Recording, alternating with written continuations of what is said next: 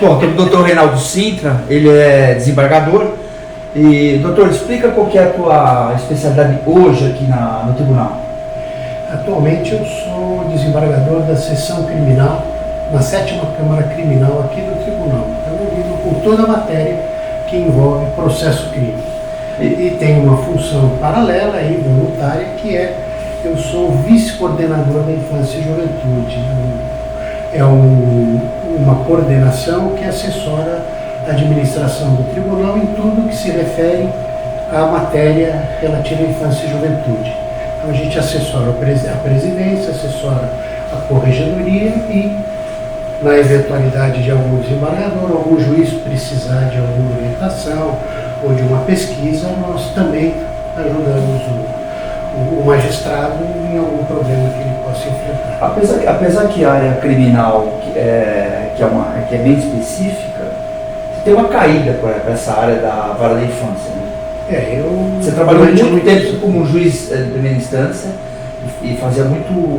Eu trabalhei em vara de infância e juventude e tive grande experiência cuidando da infância e juventude na corregedoria aqui de São Paulo e no Conselho Nacional de Justiça em Brasília, auxiliando os presidentes, os Quanto tempo você ficou em Brasília? 2 anos. Dá para aprender alguma coisa? Dá para aprender. Porque além de ser de carreira, ser concursado, mas tem que aprender um pouquinho da política também, né?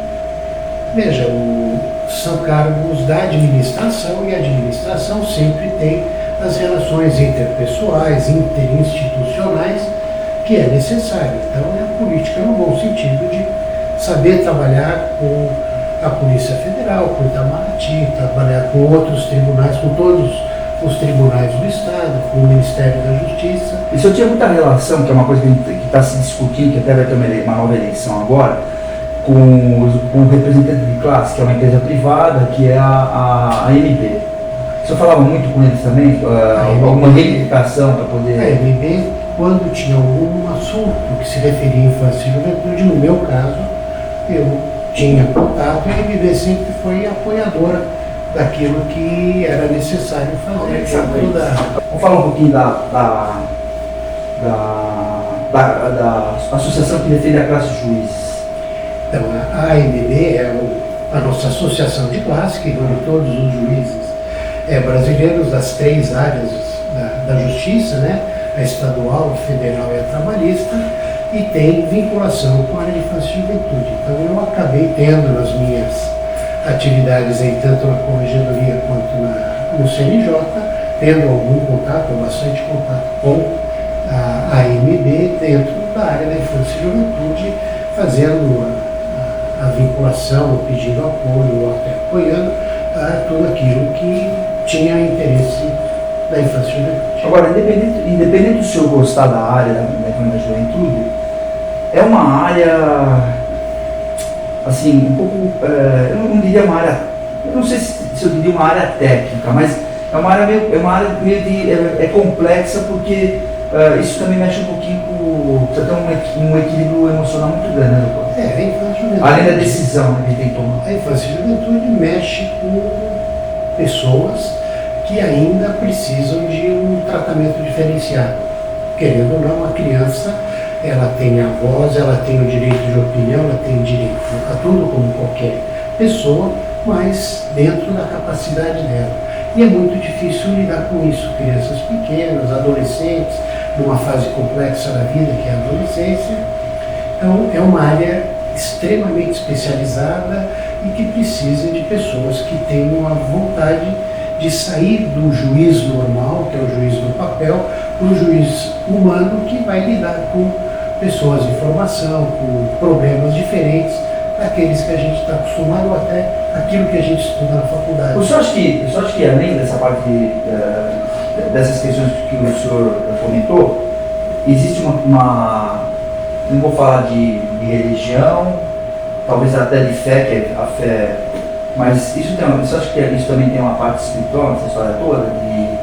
Eu não sei se o senhor acredita nisso, mas existe alguma parte espiritual de encaixar ou de arrumar um pai ou ou de adoção, ou de cuidar, ou de mandar para fora, existe alguma coisa indireta, essa palavra é essa? Se a palavra é espiritual, mas eu acho que quem trabalha, ou quem pretende trabalhar com infância e juventude, ele tem que ter primeiro confiança e crença de que o ser humano tem condições de se aprimorar, de melhorar com o passar do tempo, que o ser humano ele tem capacidade de gostar, ele tem capacidade de ser gostado, ele precisa de apoio para poder se tornar uma pessoa autônoma, independente e que seja uma pessoa que seja feliz. Se ele não acreditar nisso, ele vai ter muita dificuldade. Nós já entrevistamos o senhor algumas vezes, por ser um cara muito técnico, um cara querido no meio, inclusive nessa área. O que te chateia nessa questão que o senhor comentou uma vez? Vamos ver só lembrar. Olha, o que me chateia é que a criança e o adolescente são muito falados, mas pouco prestigiados na hora de fazer o orçamento, na hora de receber o cuidado da sociedade, do poder público, qualquer dos três. Na verdade, ele é um grande objeto de discurso, mas é um esquecido na hora de ações efetivas de cuidado. Então, trabalhar com infância e juventude é complicado porque você sabe da importância que tem e, infelizmente, você não tem o apoio e uma preocupação generalizada a respeito dele, a respeito do que fazer efetivamente, né? A gente fala que o futuro do país são as crianças, é o discurso de todo mundo, mas na hora de implementar políticas públicas, na hora de compreender o que é a infância, o que é a adolescência, a gente tem muita dificuldade, acaba não fazendo as coisas, né? É como discutir redução de minoridade penal, em demonizar o adolescente, esquecendo que o adolescente é fruto daquilo que a gente ensinou para ele, que o adolescente é fruto daquilo que ele tem de visão de mundo, do que a imprensa fala, do que a televisão mostra, do que as propagandas induzem ele a ser, quer dizer, é aquele discurso hoje é melhor, você é pelo que você tem e não você é por aquilo que você faz. Isso leva a uma confusão, leva a uma situação complexa para o adolescente. E a gente culpa o adolescente quando somos nós. Você e eu que temos o poder, que temos a capacidade, que fazemos a propaganda, que não damos política pública para eles, não fazemos e dizemos que eles são culpados por aquilo que nós não proporcionamos. Deixa eu fazer uma pergunta de um vídeo que circulou na internet, eu não me lembro onde foi o evento e tal, e eu queria saber a sua opinião, principalmente porque o senhor hoje está no crime, que é uma coisa muito complexa, inclusive, até eu vou lhe perguntar também muito rápido, acho que talvez essa pergunta é a próxima, vamos falar primeiro sobre o abuso de autoridade. Veja, a lei de abuso de autoridade... O senhor não pode abusar, o senhor sabe, né? Eu sei. É uma lei que eu considero uma lei absolutamente perigosa para a proteção do cidadão comum. O juiz ele tem que ter uma tranquilidade da mesma forma que o promotor, da mesma forma que o policial, para investigar. Ele não pode trabalhar sob ameaça. E essa lei nos ameaça o tempo inteiro com relação às decisões que nós tomamos. Porque muito daquilo que se decide tem uma dosagem subjetiva muito grande. Não existe na lei uma forma de você encaixar a realidade dentro dela. Você tem que encaixar a lei na realidade. Você interpreta a realidade. É a tal da desculpa da lei. Não é desculpa. Você não tem como prever todas as situações humanas, todas as variáveis de uma conduta através de um comando legal, de um artigo de 3 ou 4 linhas. Então você precisa ter um intérprete, o intérprete é o juiz, é o promotor, é o advogado, é o delegado de polícia, o investigador, que vão interpretar aquilo de acordo com a realidade que é colocada. Só que a realidade que cada um de nós enxergamos é diferente. Entendi. Você tem uma formação, uma educação, uma cultura, uma religião que é diferente da outra pessoa, que enxerga o mundo de outra forma, e que você não pode dizer nem que você está certo nem que ele está errado ou vice-versa. Então você tem que ter uma compreensão para que as coisas sejam interpretadas dentro de uma razoabilidade. E essa razoabilidade pode, às vezes, alguém, ou por ignorância, ou por uma coisa emocional, entender que houve uma fé no juízo, que ele está está cometendo um abuso de autoridade. E isso faz com que o juiz, eventualmente, possa se retrair. Ele não exercer a função dele com a tranquilidade que ele precisa. Com a convicção, né, que ele Exatamente. deveria ter. Deixa eu fazer, então, só para terminar, com essa sua experiência, até acredito, hoje, até a empresa privada, o cargo de voluntário tem muito mais valor do que você exercer a sua função profissional, que cabe no currículo.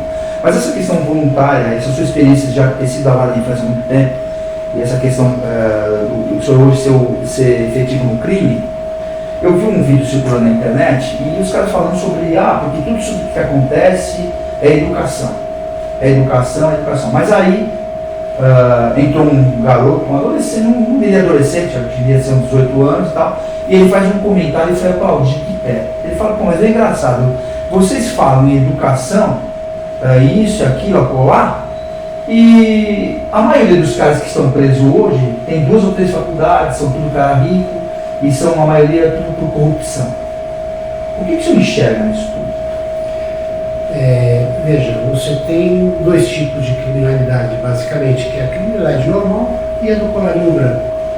Eu, pessoalmente, Reinaldo, entendo que a do colarinho branco é muito mais perversa do que a criminalidade normal.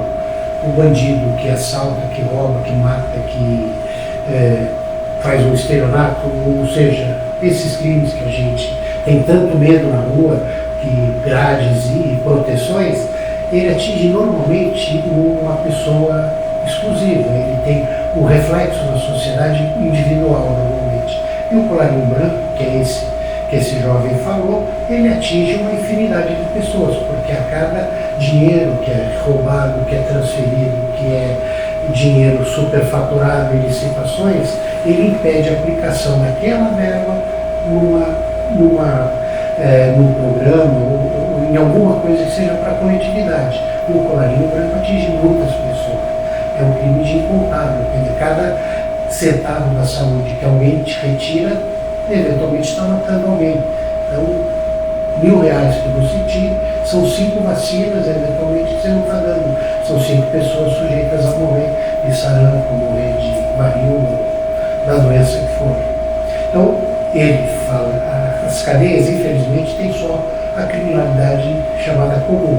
A do colarinho branco agora, nessa fase que nós estamos, é que começou a acontecer com a prisão de empresários, políticos. A cultura vai mudar. Eu acredito que essa nova postura, ela gere um reflexo de exemplo, quer dizer, olha, cuidado, ficar rico, ganhar dinheiro, precisa trabalhar, porque se você fizer errado, você corre o risco de sofrer uma punição severa, que é ir para a cadeia. Acho que vai servir de exemplo, acho que a gente tem que ter sempre a cautela e fazer um processo justo, legal, correto, garantir a defesa, ou seja, tudo de acordo e não uma caça às bruxas.